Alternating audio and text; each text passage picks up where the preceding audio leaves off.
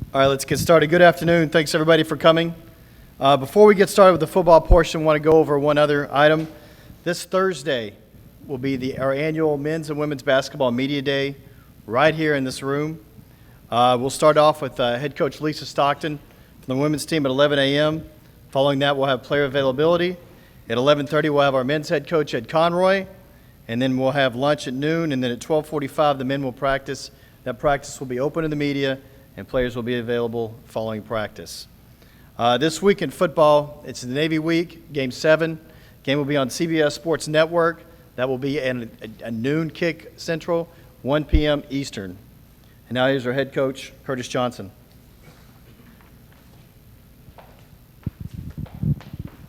Good evening.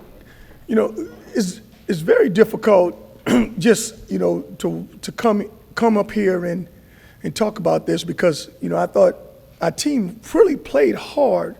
Now, we didn't play smart. We played immature. I got corrected at the press conference the other day about, being young. Well, young or not young, but, we're just not playing smart enough. We're just not playing the way that we're coached to. And I think part of it is, there's pressure put upon us by the other team because those teams that we're playing are definitely good.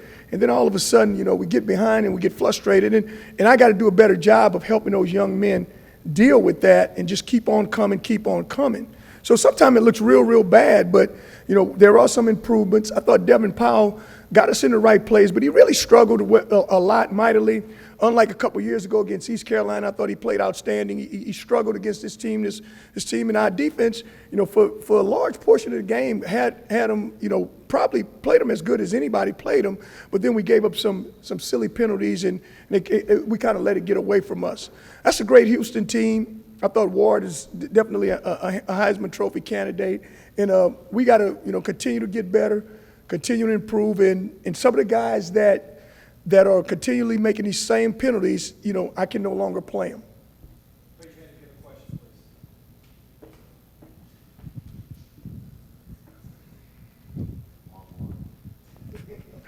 please. She said, I'm not cutting in front. Next time I'll get it. The offensive line, with the amount of experience that you return this year, to not be able to open up holes and struggle in protection in the second half, how disappointing is that for you to look at? And is there anything that you can do as far as roster-wise because there's so much experience that you're starting? Yeah, you know what? Here's the one thing about the offensive line that I would say, 2 weeks ago against Temple, I thought they got the quarterback hit a lot. We gave up 2 sacks. I thought Devin held the ball a little bit more. The problem with the run was it was 8-man front. They kept stacking the line, but you're absolutely right. We got to play better in the offensive line. We put Junior Diaz in there. He was in there a little bit more. I love his pass protection. John LeGlue is playing a little bit more. So that's 2 guys. We just don't have the number of guys there, but we do have experience, and I agree we should be better. Penalty-wise, you said you're not going to be able to play those guys. Is there anybody in particular that you're looking at? Well, we cut our Dale Runa's snaps back last week because of the penalties, and then you look at what Tanzel Smart did. I'm gonna have to. I hate to sit in, but I've warned him. Royce LaFrance can't do some of the things that he's done, and Eldridge Washington. You can't. No one should be talking to the officials.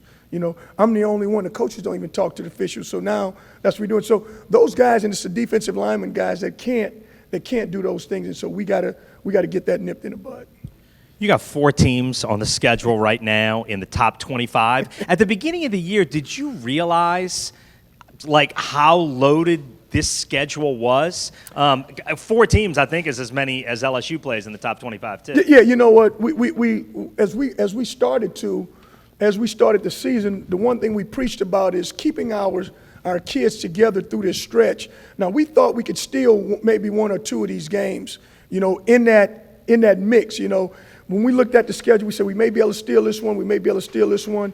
But, even the Central Florida team we thought would be one of those teams that we would struggle with.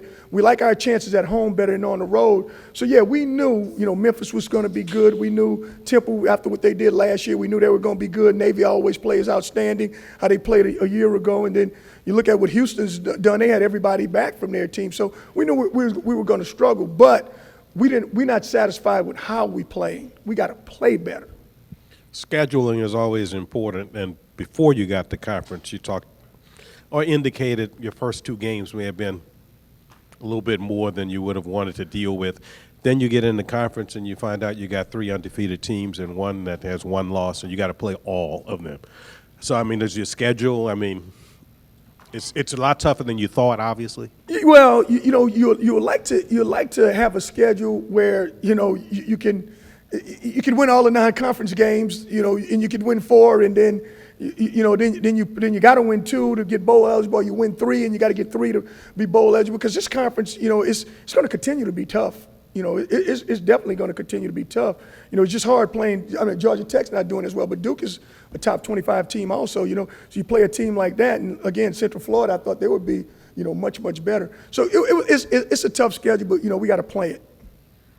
You mentioned the penalties and all that kind of stuff, and having to discipline some of those guys.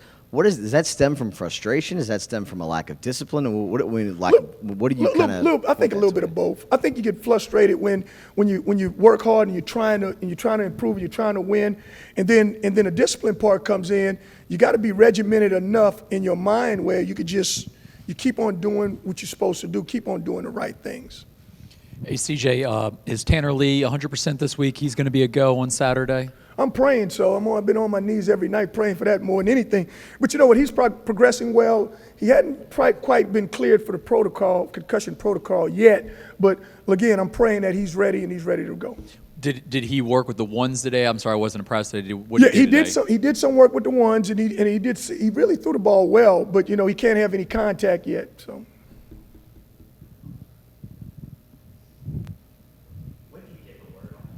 As soon as the doc tells me, it's just one of those things where, just same concussion protocol. 2 things. One, Devin Powell mentioned he'd hurt his arm during the game. What is is he fine from that? I think he's still a little bit injured, and he hadn't been throwing very much yet. So, yeah. And then Georgia Tech and Navy, they run this pretty much the same offense, but what are the differences and what are the very similarities? different. Here's the difference. Georgia Tech formationally isn't as dynamic as Navy. Navy gets in all the formations. They get a lot of different personnel groups. They're getting a lot more unbalanced. They do a lot. It's a little bit of a different option. Now, Georgia Tech is bigger and probably, as athletic, but Navy just pose a lot of matchup problems. If we can line up to them, we have a good chance of playing with these guys.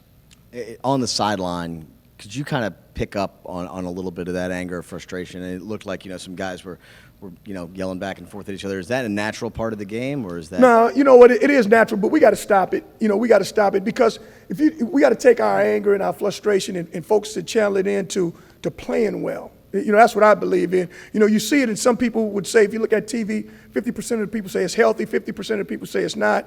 I don't believe in chastising other players, player to player. I think you can say something to a player, and then you got to move on, because the next play is coming no matter what you do. The next series is coming. The next down is coming. As coaches, you mentioned in the press conference that you guys don't seem to react well to certain penalties in games, especially like really back-breaking ones. As coaches, how do you get the team to start to get over that hump? You know what I think? As we mature, and I don't want to say young, as we mature, I think we will get over the hump somewhat. And then I think what you got to do is you got to limit guys' reps until they understand, the importance of not continuing plays and not continuing the penalties. I think the only way what you do best with football players, you don't let them play.